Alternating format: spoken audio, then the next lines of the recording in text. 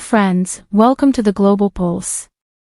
In the latest developments from the Middle East, Israel and Hezbollah on the brink of war as intense bombing continues on Lebanon border. Israel and Lebanon's Hezbollah are on the brink of war.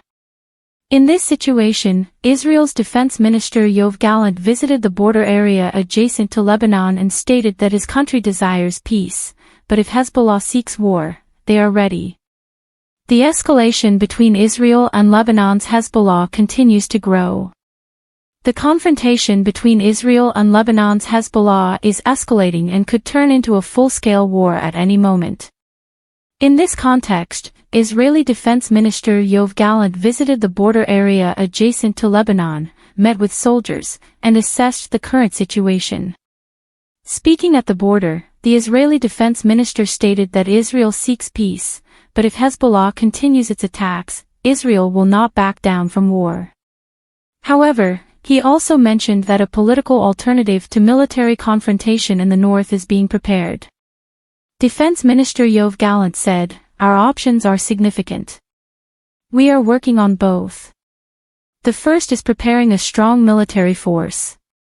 The second is preparing a political alternative. This is always preferable. We do not want war, but if forced, we will not spare anyone." Intense bombing continues on the Lebanon border. Since the Hamas attack on Israel on October 7 last year, intense bombing has been ongoing on the Lebanon border. The Israeli military is bombing Hezbollah targets inside Lebanon, while in retaliation, Hezbollah is launching a barrage of rockets. Due to Hezbollah's attacks, many cities and villages in Israel have been completely evacuated. Additionally, more than a dozen Israeli soldiers have been killed in Hezbollah's attacks so far.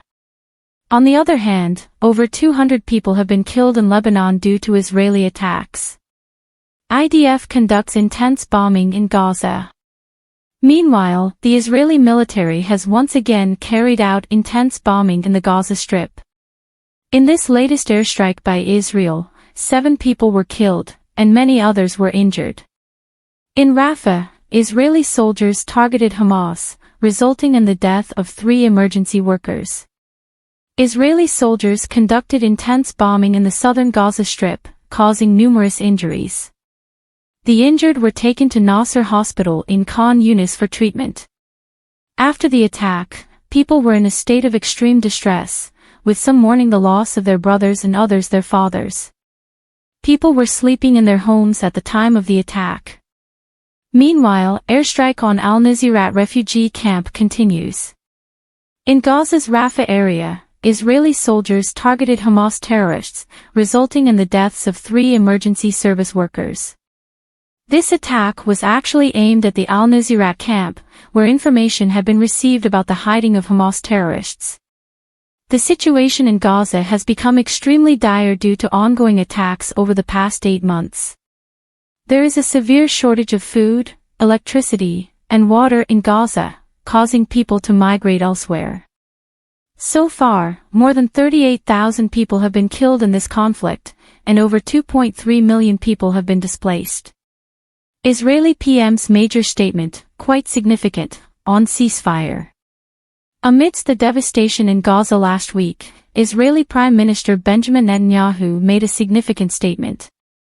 In a television interview, Prime Minister Netanyahu said that the battle in Rafah is in its final stages and will soon come to an end.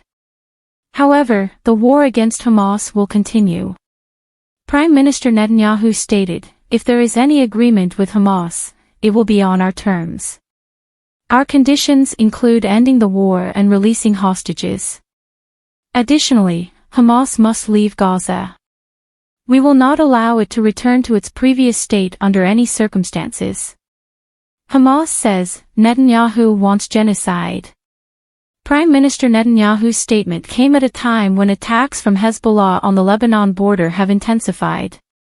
Considering these attacks, Prime Minister Netanyahu has decided to send an Israeli military unit to the Lebanon border soon. Meanwhile, Hamas criticized Netanyahu's statement, accusing him of double standards. They stated that Prime Minister Netanyahu's rejection of the UN-adopted ceasefire proposal and the American peace agreement reveals his intentions. Hamas claimed that Netanyahu wants genocide in Gaza. Thank you very much for watching.